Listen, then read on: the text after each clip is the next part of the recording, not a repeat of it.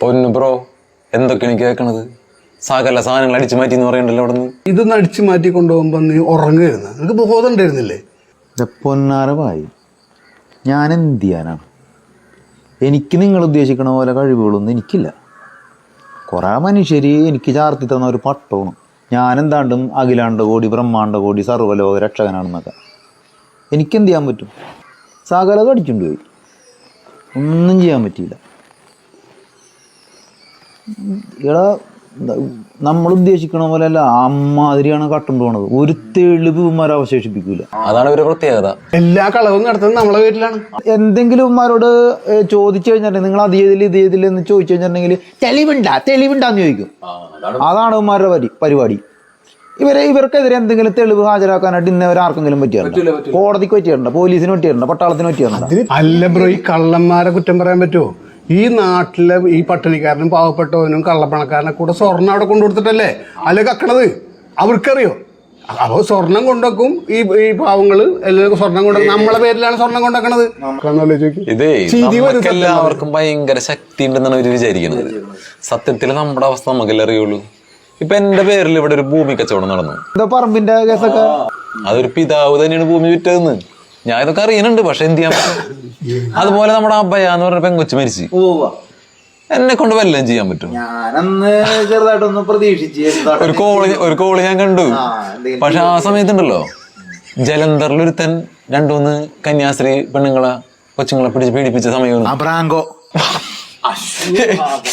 വല്ലതും ചെയ്യാൻ പറ്റും നമ്മളെ കൊണ്ട്? അത് ഞാൻ ആലോചിക്കാറുണ്ട്. അങ്ങനെയാണെങ്കിൽ ഇപ്പൊ താട്ടക്ക് അത് ചെയ്യാറുന്നല്ല.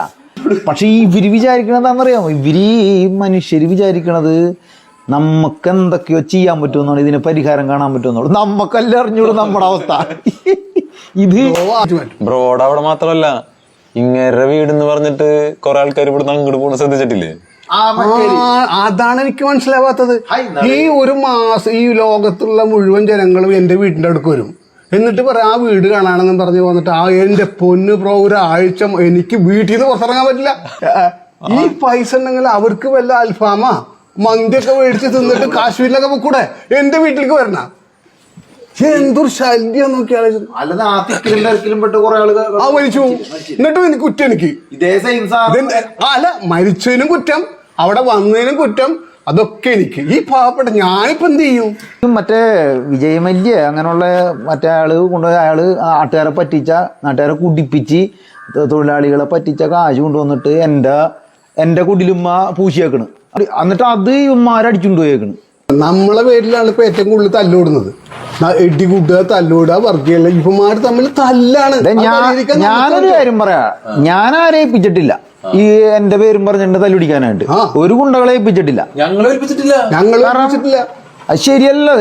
അതിന്റെ ആവശ്യമില്ല. നമ്മളിപ്പോ എങ്ങനെയെങ്കിലും ഒക്കെ പച്ചിരി അടിച്ച് പോകണം, അത്രല്ലേ ഉള്ളു. അല്ലാണ്ട് ഇപ്പൊ സത്യം പറഞ്ഞ ഇവരെ കൊണ്ട് നമ്മൾ മടുത്തിരിക്കുന്നു. നമ്മൾ എന്തെങ്കിലും തീരുമാനം എടുക്കണം. നമുക്കൊരു കാര്യം ചെയ്യാം ബ്രോ, നമുക്കിതൊക്കെ അവസാനിപ്പിച്ചിട്ടുണ്ടല്ലോ, എവിടേക്കെങ്കിലും രക്ഷപ്പെടാം. അതല്ലോ ഞാൻ ഈ എന്റെ മറ്റേ കുടിലിന്റെ ഫ്രണ്ടിൽ തത്വമസി എന്നൊക്കെ എഴുതി വെച്ചിട്ടുണ്ട്.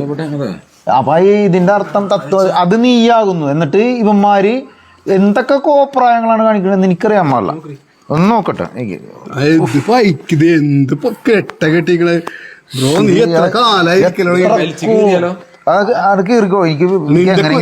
നിന്റെ കുരിശിനെക്കാട്ടും വലിയൊരു സാധനമാണിത്. ഈ കുരിശിലെ ഒരു പ്രാവശ്യം അനുഭവിച്ചിട്ടുള്ളോ? എത്ര വർഷമായിട്ട് അനുഭവിക്കുന്നത്?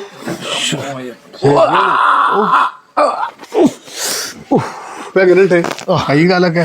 വാ, നമുക്ക് എന്തായാലും നമുക്ക് മടുത്ത് എന്നറിയാമോ നമ്മള് ഉഷാറായി. നമുക്കൊന്ന് കാര്യം പോയാലോ? ഇവരെ നന്നാക്കാൻ നമുക്ക് പറ്റില്ല. നമുക്ക് പോവാം. യേശു, എത്ര കാലങ്ങളാ ഞാൻ സന്തോഷം കൊണ്ട് നമുക്ക് കാര്യമുണ്ട്. എന്തെങ്കിലും ആവട്ടെ, എനിക്ക് എങ്ങനെയെങ്കിലും ഒന്ന് എനിക്ക് ഇവിടുന്ന് രക്ഷപ്പെട്ടാ മതി. പണ്ടാറാവാനായിട്ട് ഈ ഒടുക്കത്തെ തല്ലുപിടിച്ച എങ്ങാണെങ്കിൽ